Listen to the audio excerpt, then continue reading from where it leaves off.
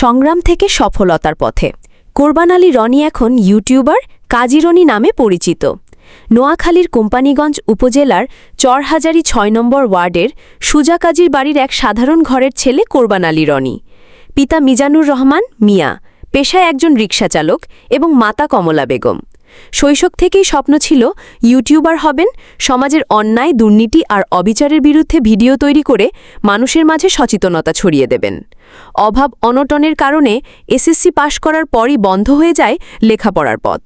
পরিবারের আর্থিক সংকট ঘোচাতে একসময় ইলেকট্রিক মিস্ত্রির কাজ শেখেন এবং বসুহাটে হক ইলেকট্রিকে টানা ৩ বছর কাজ করেন।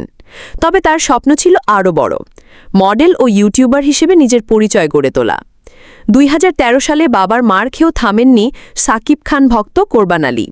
মুভির প্রতি ভালোবাসা থেকেই বিনোদন জগতের প্রতি টান সৃষ্টি হয়। ২০১৬ সালে ইউটিউব চ্যানেল খোলেন কাজী রনি মিডিয়া নামে।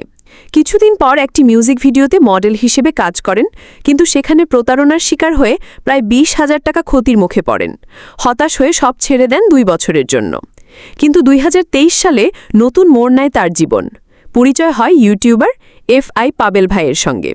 সব শুনে তিনি রনিতে নিজের টিমে নিয়ে নেন, উৎসাহ দেন, পথ দেখান। এখান থেকেই জন্ম কাজী রনি নামে এক নতুন পরিচয়ের। রনির জীবনে বড় সাফল্য আসে একটি প্রতিবাদী ভিডিওর মাধ্যমে। গত বছর বন্যার সময় মানুষ যখন ঘরে আটকে ছিল, তখন কিস্তি আদায়কারীদের অন্যায় আচরণ নিয়ে একটি ভিডিও বানান। ভিডিওটি রাতারাতি ভাইরাল হয়ে যায়।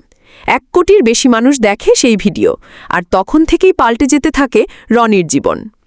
শুরুর দিকে অনেকে উপহাস করলেও আজ রনির নামের পাশে যোগ হয়েছে সম্মান। বাবাও এখন গর্ব করে ছেলেকে নিয়ে। একসময় যে ছেলেটির নিজের মোবাইল কেনার সামর্থ্য ছিল না, বন্ধুদের ফোনে ভিডিও বানিয়ে ইউটিউবে আপলোড করতেন, সেই রনি আজ iPhone 16 Pro Max ব্যবহার করছেন। রনি বলেন, আমি গরিব ঘরের ছেলে, কিন্তু বড় মনের স্বপ্ন ছিল। এখনও আমি সাদা মনের মানুষ, সহজেই বিশ্বাস করে ফেলি, ঠকিও অনেকবার।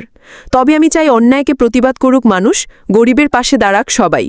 রনির ভবিষ্যৎ স্বপ্ন একদিন বড় মডেল হওয়া, ইউটিউবে আরও বড় সফলতা অর্জন করা, আর জীবনের শেষ ভাগে হজ করে একটি ব্যবসা দাঁড় করানো।